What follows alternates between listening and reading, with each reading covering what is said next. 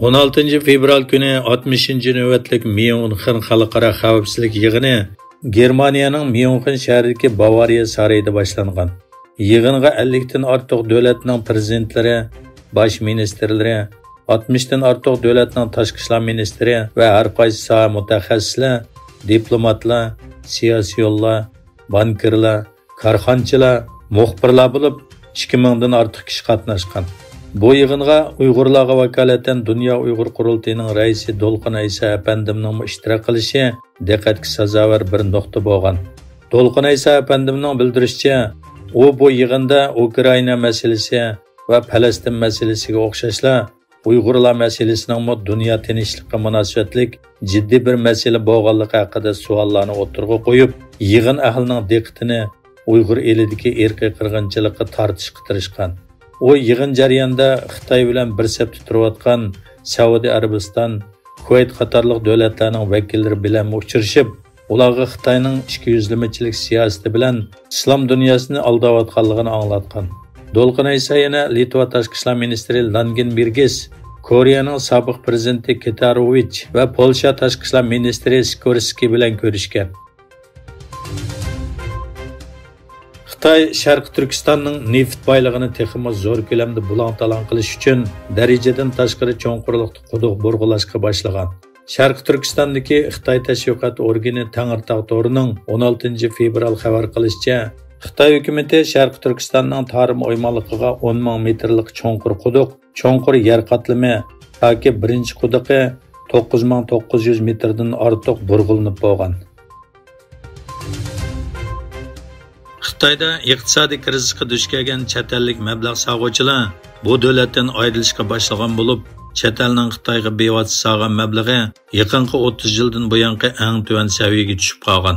Xitoy davlatlik tashqi perevod boshqarish idorasi 2 ayning 19 kuni e'lon qilgan sonliq ma'lumotga qaraganda, bevosita chet el mablag'i 2023 yili 33 milliard dollarga yetgan bo'lib, 2022 yildagiga selishtirganda 82% tuvallab, 1993 yildan buyongi eng tuvan saviyaga tushib qolgan.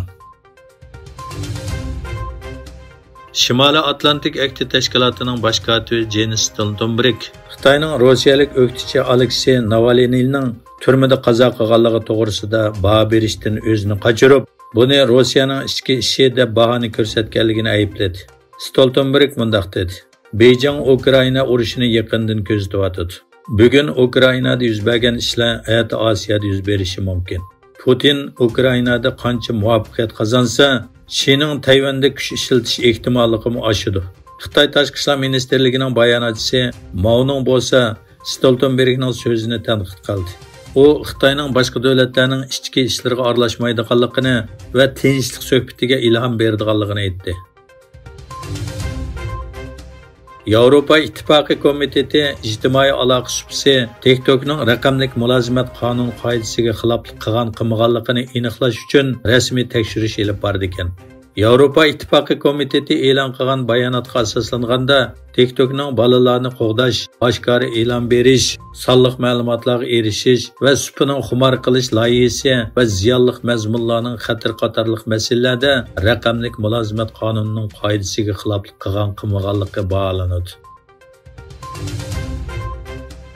Energiya va pokiz havo tadqiqot markazining tadqiqotida Amerikaning strategik hamrohi bo'lgan Hindistonning Rossiyaning Ukrainaga tajovuz qilish sababidan Rossiya neftini sotib olmaydigan g'arb davlatlarining o'rnini olganligi ta'kidlandi.